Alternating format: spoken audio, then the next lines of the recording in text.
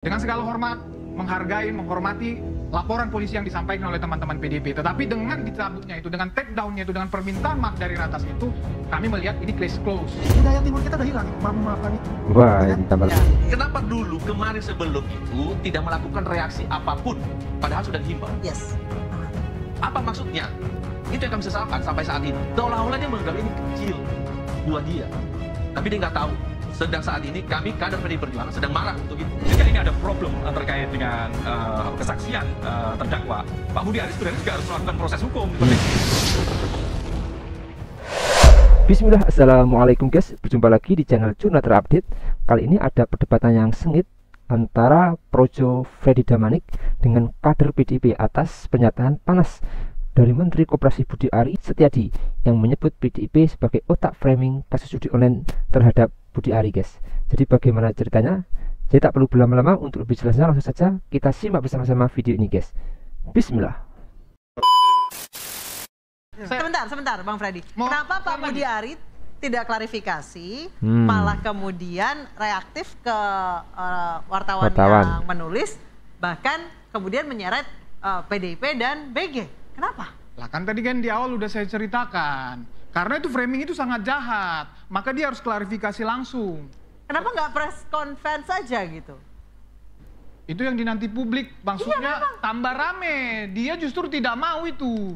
Kalau saya dalam konteks itu seharusnya Pak Budi Ari melakukan bantahan atau melaporkan media, bisa melaporkan ke Dewan Pers. Kemudian juga siapa yang memframing itu bukan malah menekan media yang menayangkan dan kemudian menyampaikan bahwa ini ada framing dari PDIP dan Pak Budi Gunawan. Ini kan jadi akhirnya kan melantur kemana-mana. Nah, ini baru bener guys ini, guys. Nggak melantur. Itu kan saya bilang dia itu klarifikasi dan mempertanyakan itu yang pertama. Yang kedua, setelah ini rame kan mereka tabayun itu sudah bertemu dengan Ratas itu. Akhirnya si Ratas tadi Bang Andi menyampaikan, akhirnya Ratas minta maaf, kemudian dia menyatakan itu tidak sesuai fakta, tidak sesuai kode etik jurnalis, dan tidak sesuai aturan hukum yang berlaku. Kemudian ya mereka men-take down itu, ya dengan segala hormat, menghargai, menghormati laporan polisi yang disampaikan oleh teman-teman PDIP. Tetapi dengan dicabutnya itu, dengan take down-nya itu, dengan permintaan maaf dari Ratas itu, kami melihat ini case close. Ya, secara hukum ini tidak ada, ini selesai. Banyak, pertama tadi saya bilang itu ruang privat. Yang kedua, ya kalau namanya pencemaran nama baik fitnah, memang itu harus di hadapan publik, di depan umum.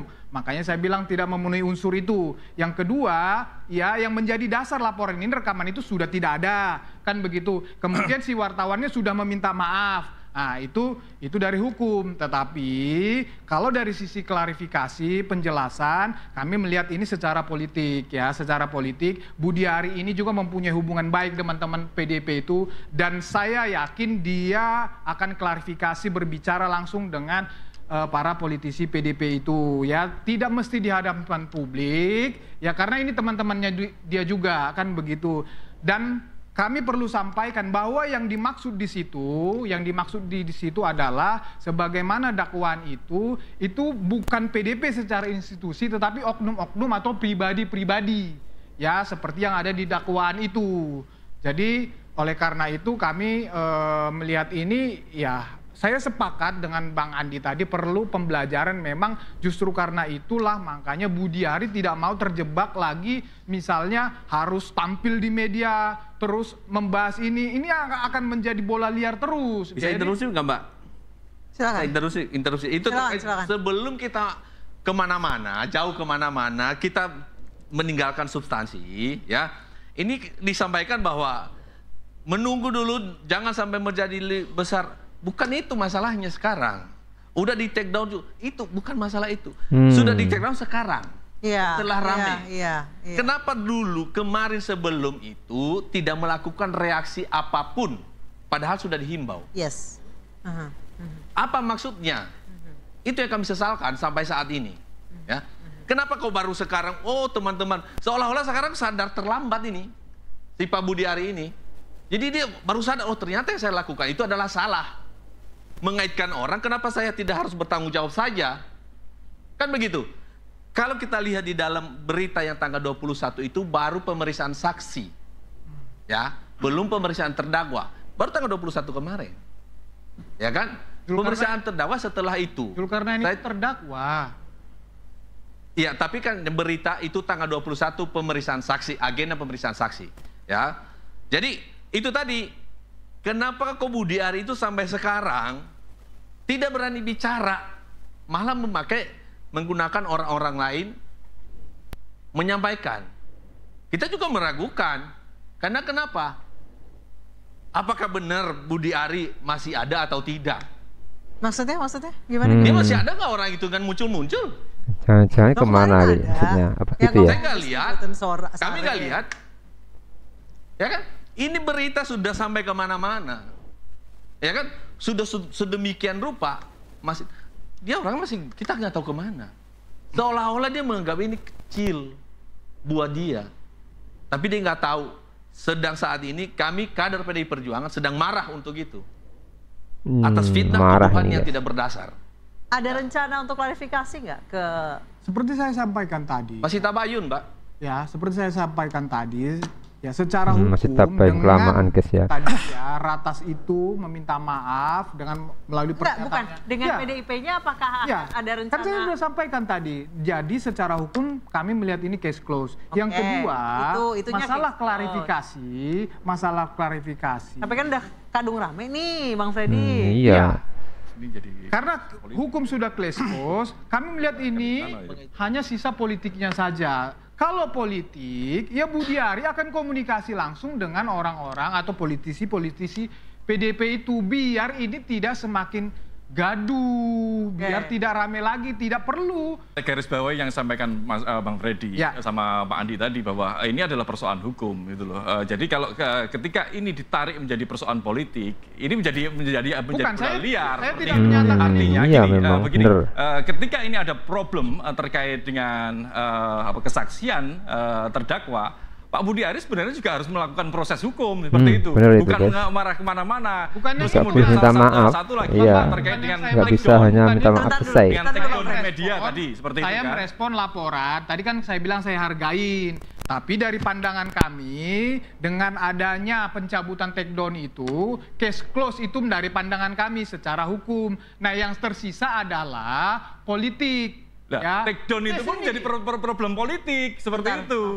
Karena kalau sesuai dengan hukum seharusnya ada tuntutan pada mereka yang melakukan framing atau menyampaikan. Itu kan kata Mas Bambang. Itu kan, kalau kata kita ini menarik. Budi Ari nggak mau nuntut. Itu problemnya. Akhirnya menjadi bola liar karena adalah dijadikan politik. Ini saya kasih tahu. Justru kalau Budi Ari menuntut media itu jadi masalah baru lagi. Ya itu beda yang lain. Ini kita nggak mau.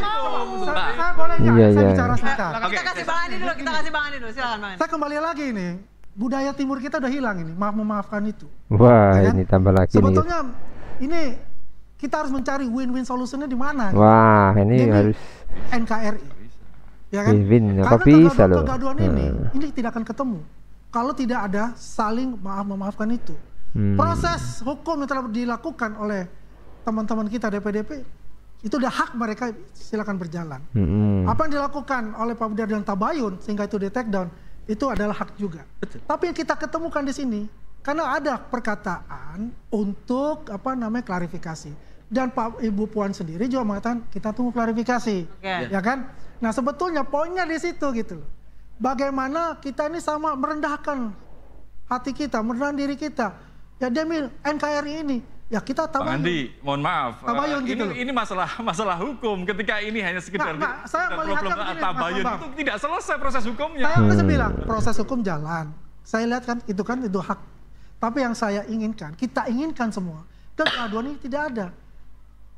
PDIP itu punya hak untuk itu karena tercemarkan.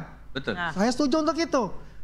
Dengan framing Pak Budi Ari, ya saya juga setuju bahwa itu karena tanpa izin dia ditayangkan di upload. Tapi yang kita ingin lihat di sini adalah bagaimana kita ini bertemu bersama-sama itu, yuk kita saling memaafkan ini. Kalau proses hukum silakan. Oke guys, jadi sangat menarik sekali tadi guys pembelaan dari Projo terhadap kasus Budi Ari guys. Jadi walaupun Freddy Alex-Damanik menegaskan sebenarnya Budi Ari itu tidak pernah berniat untuk menyerang kehormatan PDIP secara institusi, namun hukum tetap harus lanjut atas laporan dari para kader PDIP, terlepas nanti terbukti atau tidak terbukti. Namun kalau memang Budi Ari terbukti salah, ya harus dihukum dong, walaupun pengklaim tidak berniat menyerang kehormatan PDIP. Masa ia cuma selesai dengan saling maaf-maafkan? Apalagi berkaitan dengan kasus Yudel, semua harus diperiksa secara tanpa pandang bulu, karena negara Indonesia adalah negara hukum. Dan Wakil Ketua Umum Projo pun, Freddy Alex-Damanik, sudah mengakui suara tersebut merupakan suara Budi Ari dan menegaskan saat itu konteksnya Budi Ari tengah melakukan klarifikasi, guys. Jadi hukum tetap harus diproses, sekalipun Projo mengatakan sebenarnya Budi Ari tidak berniat untuk memfitnah PDIP. Jadi kader PDIP tadi, Wiradharma Harifa, itu mengungkapkan alasan dibalik pelaporannya terhadap Budi Ari ke Baris Krim Polri. Ia menjelaskan bahwa langkah tersebut diambil karena para kader PDIP itu merasa keberatan atas tudingan atau upaya framing yang dilakukan Budi Ari yang seolah-olah menyeret nama PDIP Perjuangan dengan kasus judi online, guys. Jadi para kader PDIP ini semuanya tersulut emosi, guys, atas apa yang diframingkan oleh Budi Ari. Jadi menurut kalian gimana, guys, soal video ini? Tulis komentar di bawah ini ya, guys. Saya izin pamit dulu. Wassalamualaikum warahmatullahi wabarakatuh.